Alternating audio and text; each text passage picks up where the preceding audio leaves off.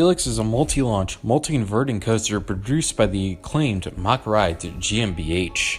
The coaster is located at Liseberg, a beautiful theme park in Gothenburg, Sweden, which has a rich history of interesting and unique rides on top of an amazing setting and a highly positive reception amongst theme park enthusiasts. The coaster itself is highly acclaimed, said to be one of the best launch coasters on Earth. It's considered by many to be a highlight of Mock Rides' coaster installations. The ride opened in 2014 and served as the park's highlight coaster, though Mock Rides put much attention and effort into making this coaster interact and utilize the park's hilly terrain while it navigated each inversion and launch, of course. Many people don't know that the original concept for this coaster would not have even included launches, and certainly not the 7 versions it ended up having in the final iteration. In fact, this ride was originally going to be a mega coaster in the style of those built by the more famous companies such as B&M or Intamin. So let's see what could have been for the scrapped Helix mega coaster.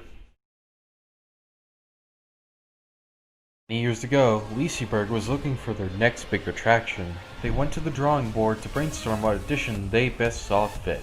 And ultimately, the park decided to consider adding a mega coaster to the park, which would serve to improve their coaster lineup with a star attraction to attract more visitors. The coaster would have started off near where the park's S&S drop tower stood, and turn around to go up a lift hill before dropping down into the valley before going up an airtime hill, going in the opposite direction of the final launch coaster we know today before going into what appears to be a junior or full Inelman before entering a spaghetti bowl section and navigating back to the station. A similar version was created utilizing a launch lift later on in development, but the final design for the proposed coaster went with what seemed to be a more conventional lift hill. In addition, a mid-course brake run was added to boost capacity on the ride. It is also worth noting that who would have built this coaster is still unknown, but it seems to be most likely Mock Rides GmbH, the group who built the final Helix coaster, as the ride was once proposed to have an LSM lift, something uncommon on Intamin mega coasters, and since this would have been likely a variant of the multi-launch model from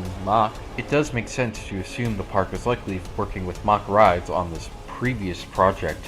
However, this project was halted by the park's new CEO, who wanted more terrain interaction from the new coaster. As a result, the park and Mock Rides would dream up a new coaster, codenamed Greenfire, which would act as a standard high-throw multi-launch coaster which would hug and interact with the park's unique terrain. The ride received the codename Greenfire, which came from the first Mock multi-launch coaster, Bluefire. After this proposal was greenlit, the mega coaster was truly shelved. In its place would go the huge coaster we know today as Helix.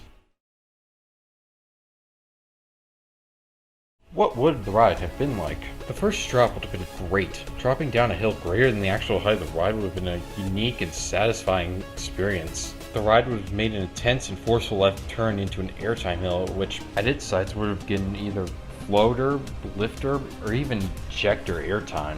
But after that, the coaster would have dipped down into some turns before going through the previously mentioned Inelman or Inelman-like element, I don't really know, which seemed to have given decent forces. After that, the ride would go through some bank turns back-to-back, similar to that of Copperhead Strike, with its back-to-back turns, but a little less frequent or intense. But then it would go through a mid-course brake run, and then you dip down, go through a large floater hill, then some turns, until you hit the final brake run after going under the first drop. Overall, this ride would have been a lot like an earlier, more terrain-based version of DC Rivals Hypercoaster in Movie World Australia, or Flash at Blue Adventure in China. Fun fact, Mock Rides almost built another hyper around this time at Hershey Park in Pennsylvania, but ultimately Intamin built this ride, and it's now known as Sky Rush, which is a story for another video. The coaster would likely have been a highly rated coaster that would have been enjoyed by many coaster enthusiasts and people across the world, with a well-rounded and enjoyable ride experience with memorable elements and ultimately a world-class experience. However, the question you're likely asking now is whether this would have been better than the coaster we actually got, which is Helix. In that case, it's hard to tell. The elements and terrain on Helix are excellent, but would it be any better if that was traded off for some more low-down turns and airtime? So I want to ask you, with the given layout, do you think this would have been better? Comment your opinion down below. It seems about even to me, but some might prefer one or the other, so I want to hear your opinions. But anyway, this question is still interesting to ponder on, and it really does puzzle me sometimes.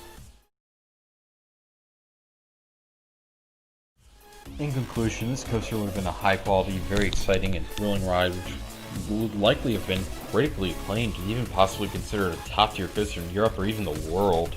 But anyway, that's going to be about all for today. If you liked the video, please like it and be sure to subscribe, hit the bell, comment down below, as well if you want to support the channel. All feedback is encouraged and highly appreciated. But that's about all for today. Peace out.